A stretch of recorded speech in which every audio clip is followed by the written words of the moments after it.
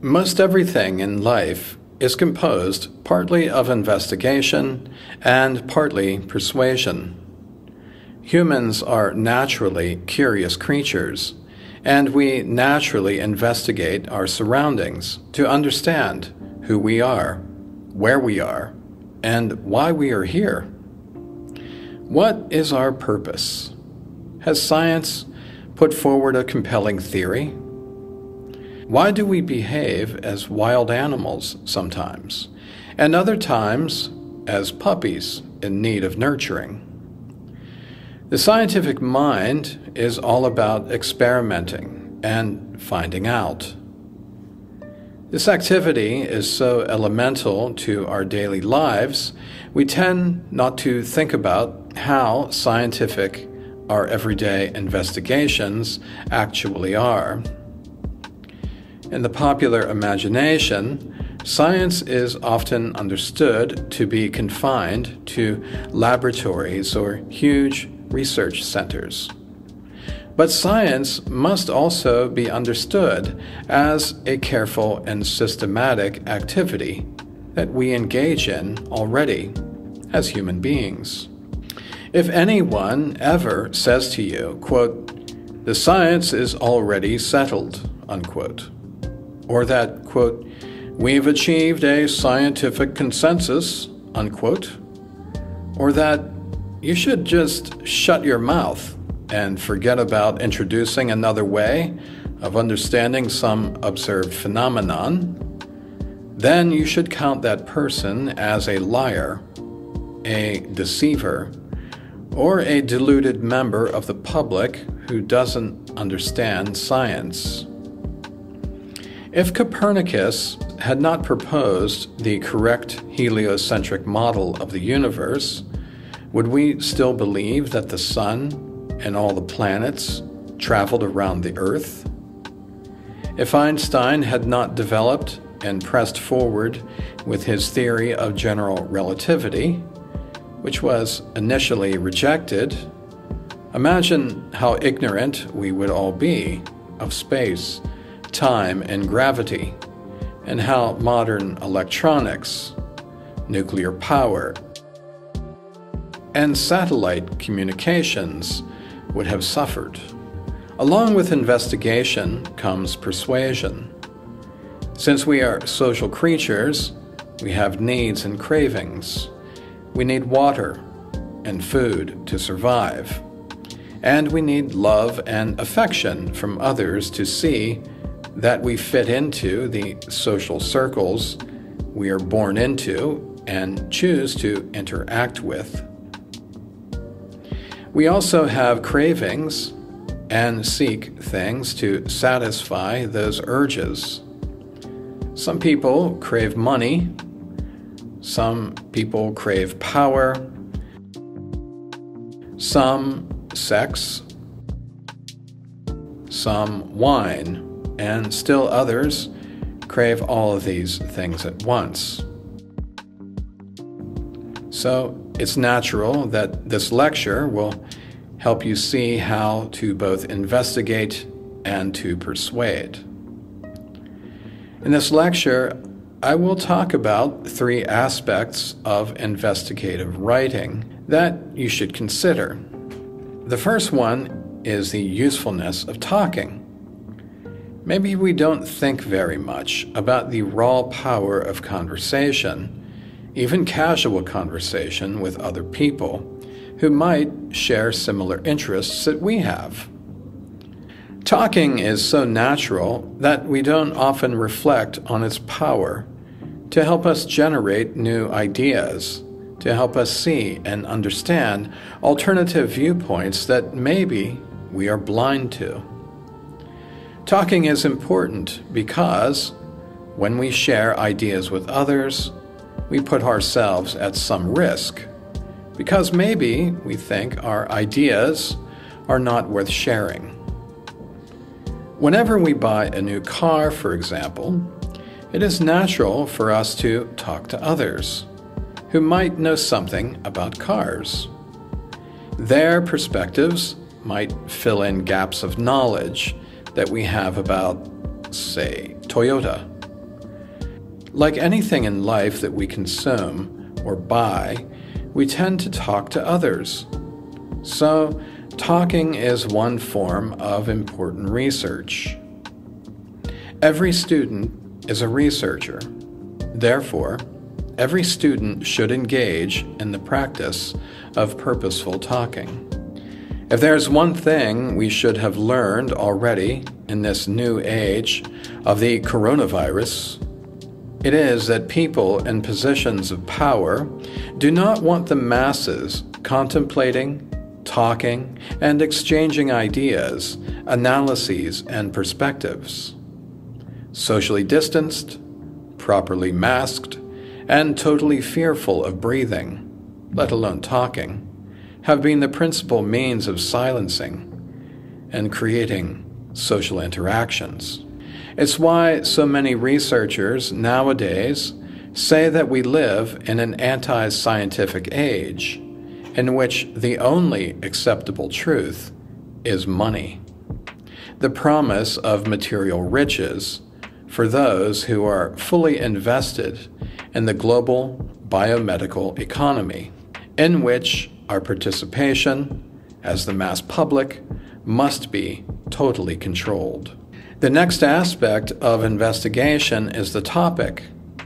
As we talk about certain topics, our talk of them becomes more refined.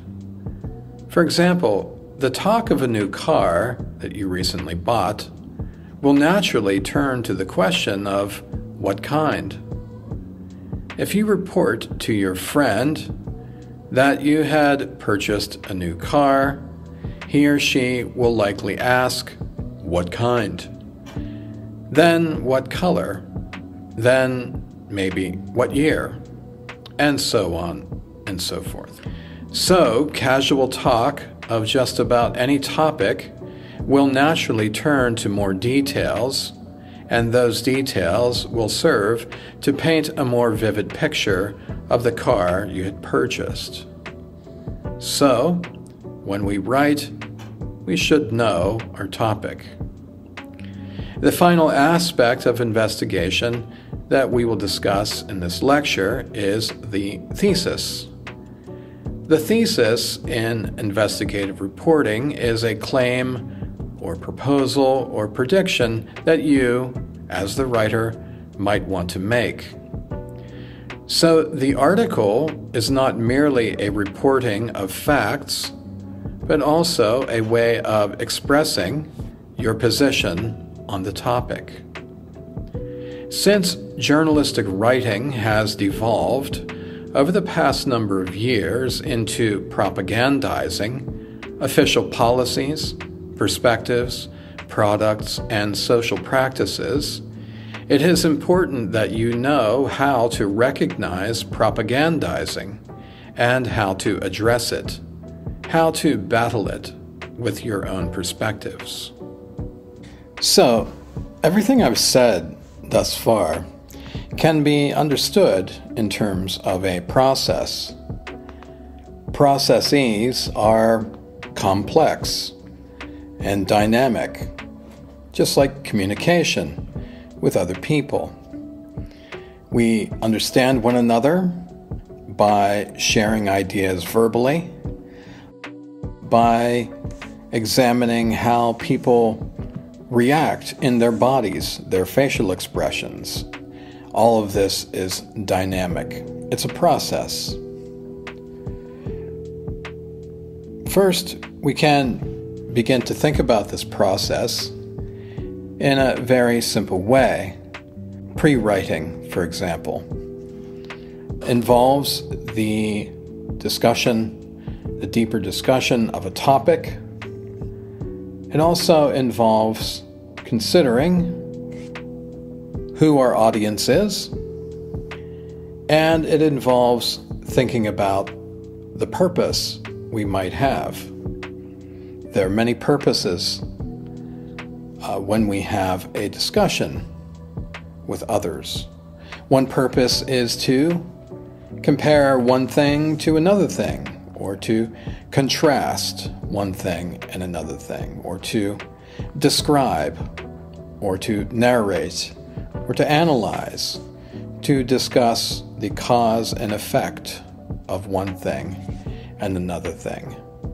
Also to persuade someone of our position.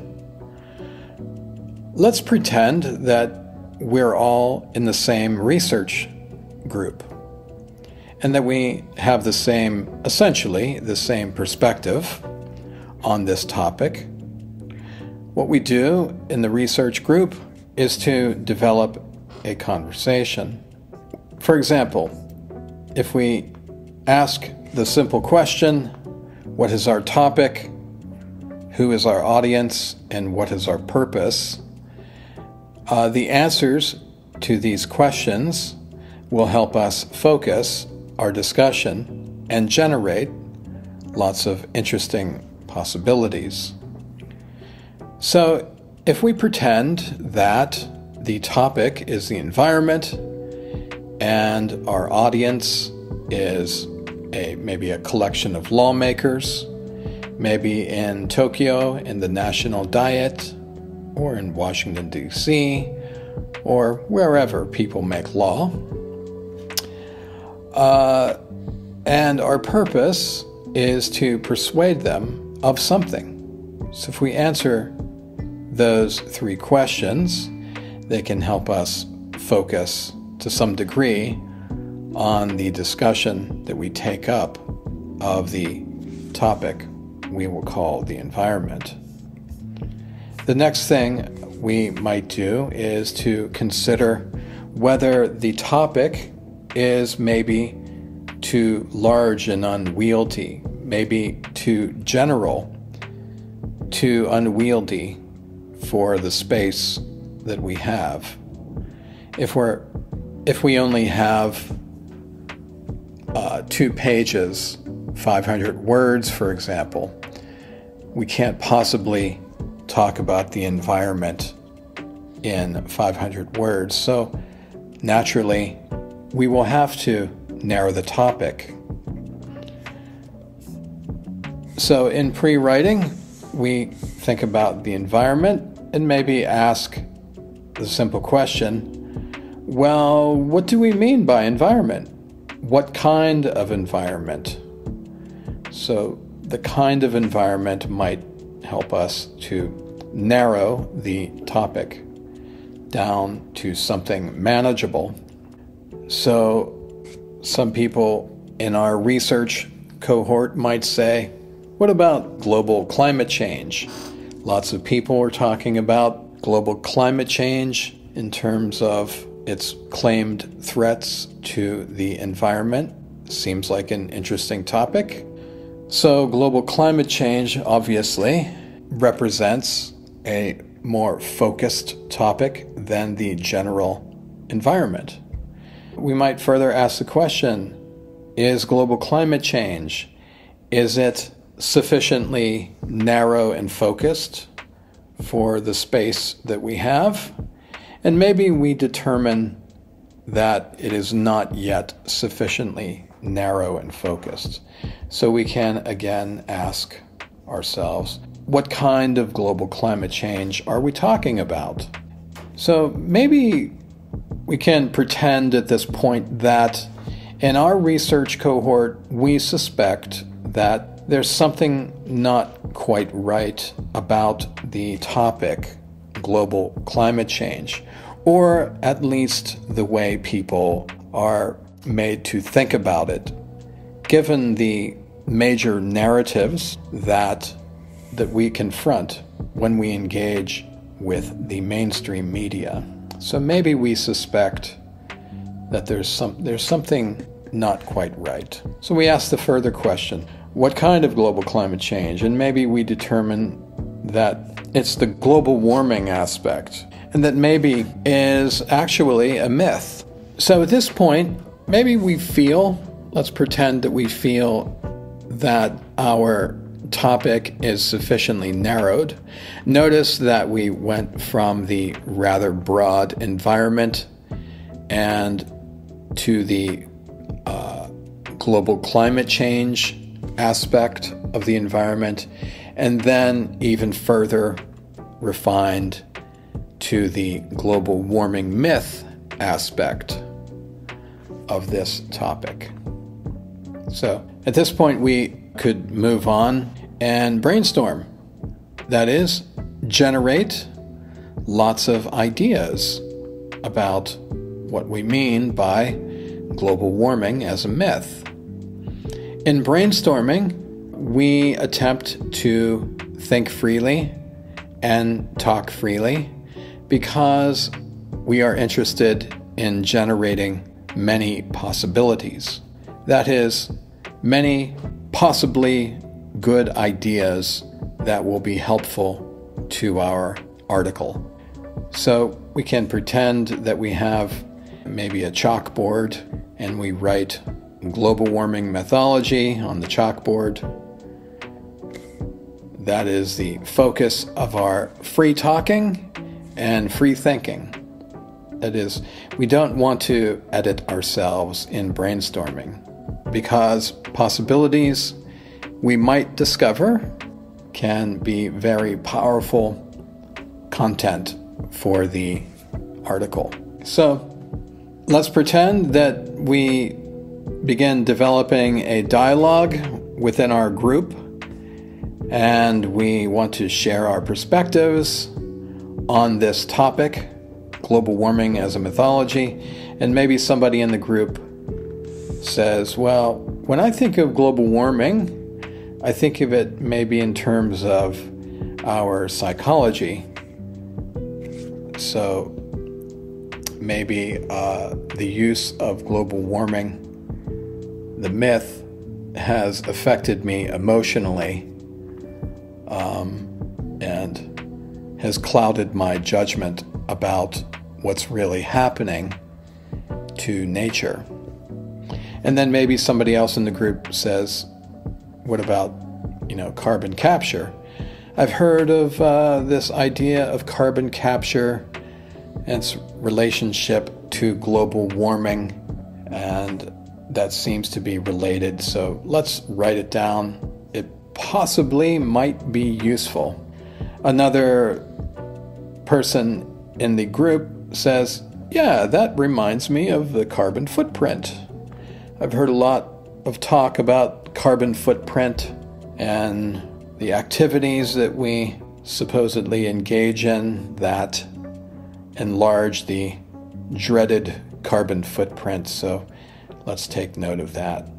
And then maybe someone else in the group says, what about corporate greenwashing? The practice of greenwashing activities or products or services that are supposed to be good for the environment, but probably aren't. And then maybe another person says the commodification of nature, and you get the idea. Narrative control, somebody else says, and carbon markets, and then another person in the group maybe says, what about cow farts? I've heard a lot of stuff 10 years ago about science and the interest of science in the methane that cows produce. Maybe that's also useful to the topic of global warming. And then maybe somebody else says, what about Newsweek? I see a lot in Newsweek magazine about global warming and how Newsweek has propagated the story of global warming. So maybe we can refer to Newsweek, which probably would trigger another idea, social movements, and maybe somebody else in the group says, yeah, what about Time magazine? Time magazine also is involved in the propagation of the narrative. And then person of the year, and then another person in the group might say, yeah, what about Greta Thunberg? Maybe she seems to be a leading voice in the global warming narrative, so maybe we could introduce some talk of her. And maybe another person in our research group says, that reminds me of carbon trading, and maybe we jot that down. Another person maybe talks about neoliberalism, the guiding ideology behind the commodification of nature itself. Maybe another person says net zero carbon or zero net carbon. I've heard about that. Maybe that's related. And of course, you kind of get the idea. Lots of conversation within the group, the research group that we have here. The researchers who are working on this new article, coming up with all kinds of interesting ideas about the topic of global warming mythology. And then finally, maybe somebody in the group says, what about Build Back Better? The BBB, that seemed to be a slogan, a political slogan.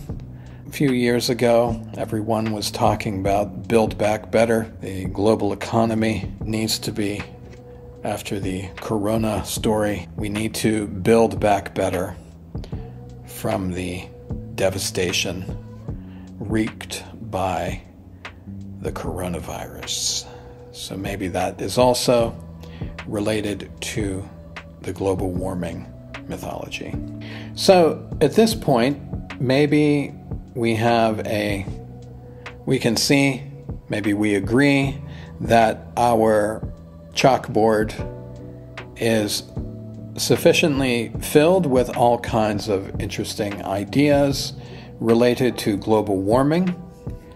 And of course, at this point, maybe we want to begin thinking about these ideas more critically, because we want to move beyond possibilities and choose ideas that will probably be useful to our purpose. Remember that our purpose is to persuade.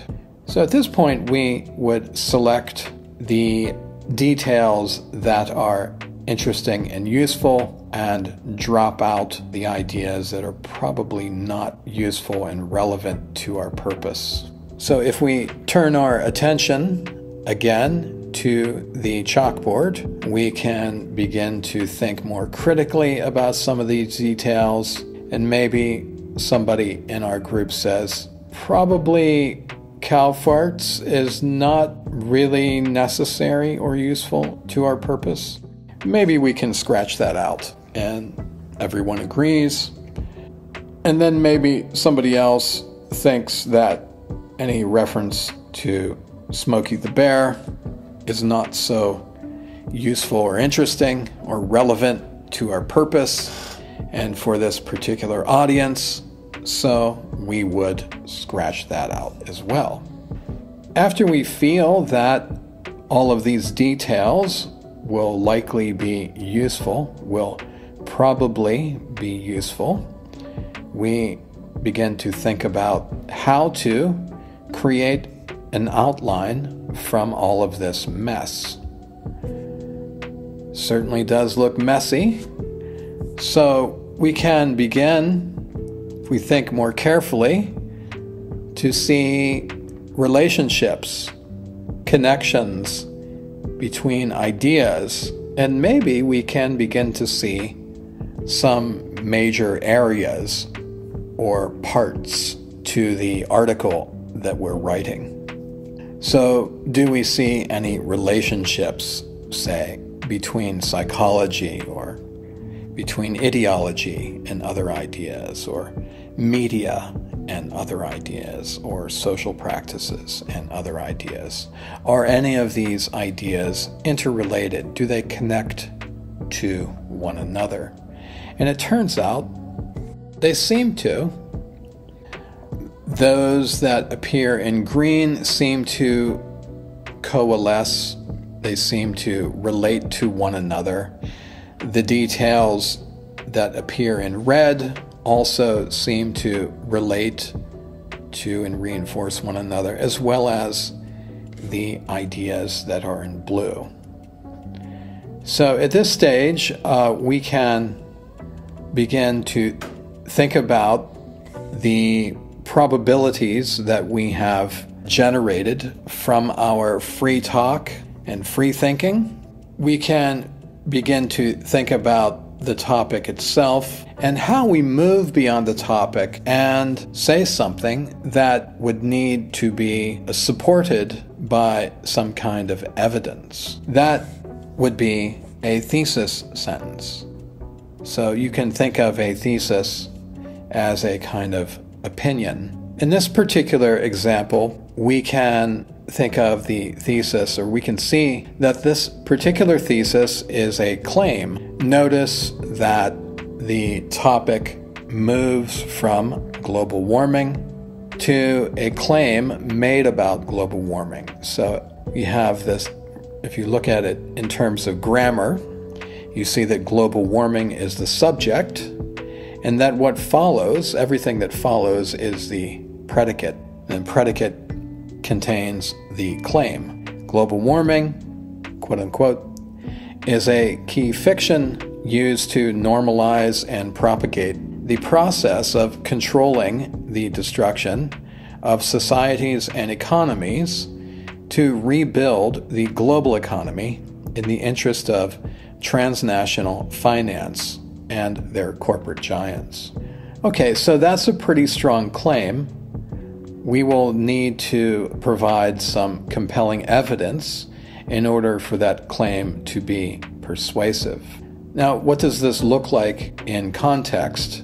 Maybe we can take the details from the brainstorming and extrapolate to transfer them from the chalkboard to some other space. And then what we see is a kind of outline or summary of an article that we might put together. Of course, we would need to do some research, but this essentially looks like a pretty good article. Now, the research that would go into the article, we would have to dig more deeply into. The evidence that we would need to present, we would need to dig more deeply into history. Perhaps we can find some good reasons why our thesis is valid. So, one thing I would say, if I were leading the discussion, the myth of global warming is needed to maintain public consent to the cycle of destruction, reinvestment, and reconstruction. It's the same reason why war is good for business. The enemy of nature, according to the myth, is human beings, who must be prevented from interfering with the cycle of big business, that is, destroying, investing, and reconstructing the world. Dating from the early 1960s, climate change alarmism is a permanent PR campaign deploying quote-unquote greenwashing, agitation propaganda, devised by the central banking system, aimed at integrating the masses into the new acceptable behaviors and attitudes to comply with quote-unquote green policies, engage in green social practices, participate in green investments, and accept green technologies under the banner of the so-called Sustainable Development Goals. Since governments, NGOs, corporations, and private citizens serve the present global central banking system, participation in the scheme allows the revenues of human labor to pour into green investments, while transforming all natural processes and products into commodities off-limits and inaccessible to non-stakeholders like you and me, all of which precipitates even more taxation and compliance. Greenwashing corporate public relations has a very long history. The techniques are many. Note that the global climate change ideology got its start at least in the 1920s, perhaps even well before then. But some of the earliest documented cases of the global climate change mythology appear in the late 1920s. Notice that the headline for the cover image of Popular Science Monthly from June 1929 tells us that we should look to a new world of ice. A new ice age may bury us. Here is a cartoon image of New York City buried under ice. In June 1962, in the newspaper The Guardian, we notice that the Ice Age cometh. An article by John Maddox elaborates on the Ice Age mythology. Moving up to January 1964, the headline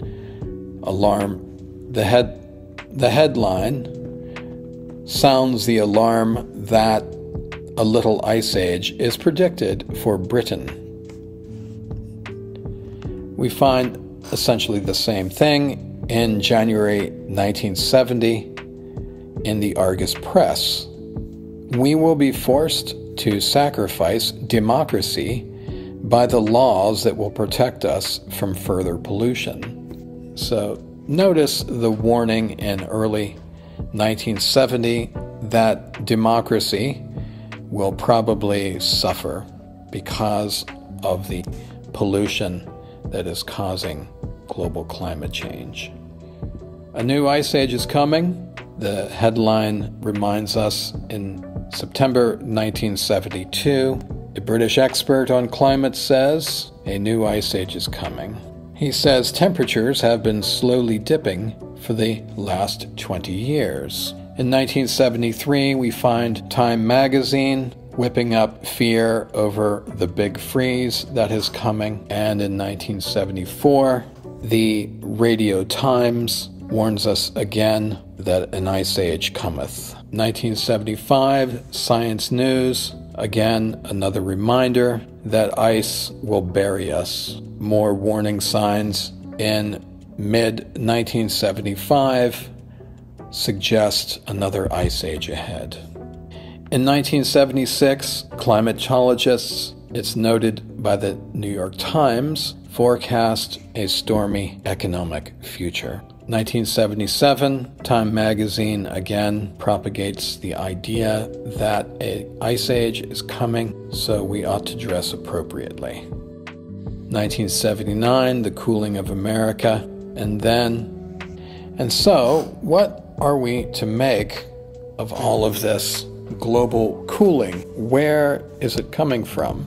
The global warming theory first began from a paper published by the Club of Rome in the same 1968 year when it was established. Later, at the Rio Earth Summit of 1992, UN member nations met to discuss the creation and implementation of Agenda 21, Sustainable Living, as a way to supposedly protect against quote-unquote global warming, partly due to too many people.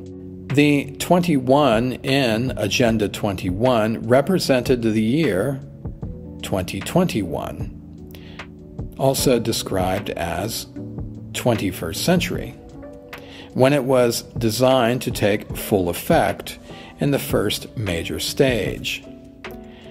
Coincidentally, the proposed COVID-19 solutions are almost identical to Agenda 21, with the most perfect 2021 timing date projections.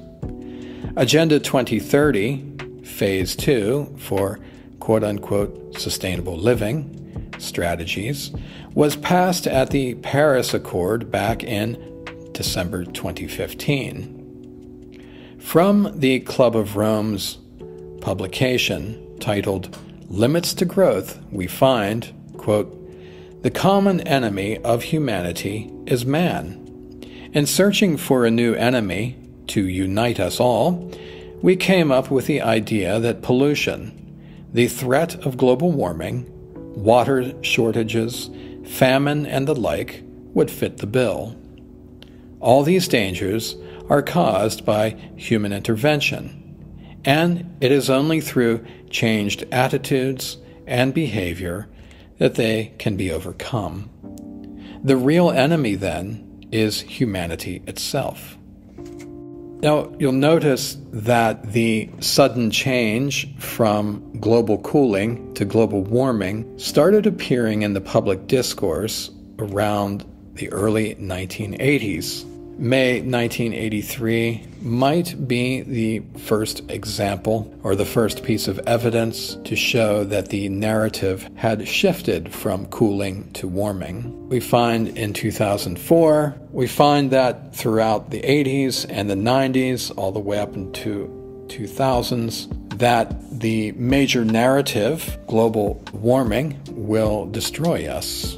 Here we find the Prince of Wales then, in 2009, warning that we have only 100 months before the whole world is imperiled. Here we find in 2009 some backlash aimed at Al Gore for his overweening claims about global warming. In 2017, we find some interesting graphics in Europe, the temperatures and the relationship between the green and the temperatures in 2017 and the relationship between the temperatures and the colors red and orange and yellow say quite a bit about the necessity of propagandizing the ideology. Here we find in 2023 that since the ice caps have yet to melt as predicted, and since coastlines have not yet been inundated by water, the narrative has shifted from global warming to global boiling. Hence, the latest graphics showing not red and yellow, but what appears to be fuchsia. So, in this year, 2023, we can see that so many of the predictions that had been made decades ago still have yet to come to fruition. This headline reminds us that 13 years ago today, Al Gore predicted the North Pole would be completely ice-free within the next 5 years. You only have to turn to official sources to find that the predictions were way off base and unscientific. So, getting back to greenwashing, how is greenwashing related to the article that we are writing? Greenwashing refers to the practice of controlling public perception and the leading narratives by creating necessary illusions about environmentally friendly programs in order to hide a company's environmentally destructive activities.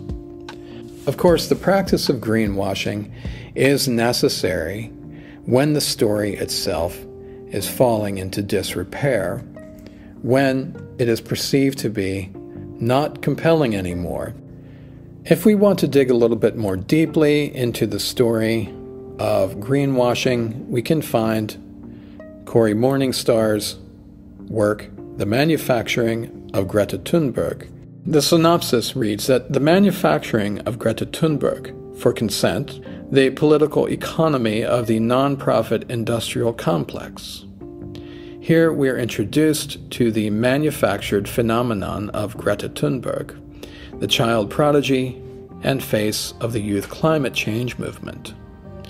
The quote-unquote climate change is real message is reframed for public consumption and rolled out at an international level, using Greta and her global platform to quote-unquote sound the alarm on global climate change.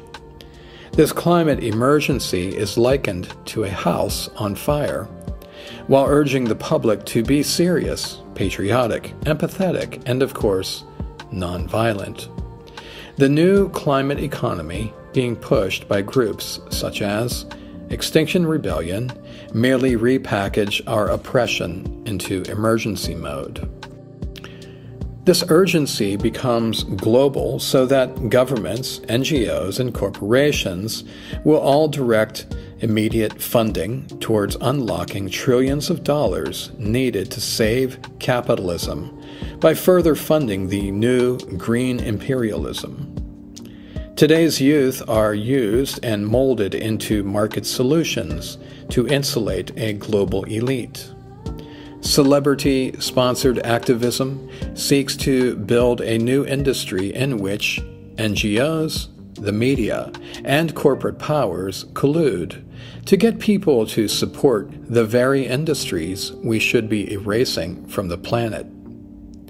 The planet's most powerful capitalists lie behind these quote-unquote youth-led movements for climate change, helping to manufacture consent for the Fourth Industrial Revolution in attempts to quell resistance to industrial civilization.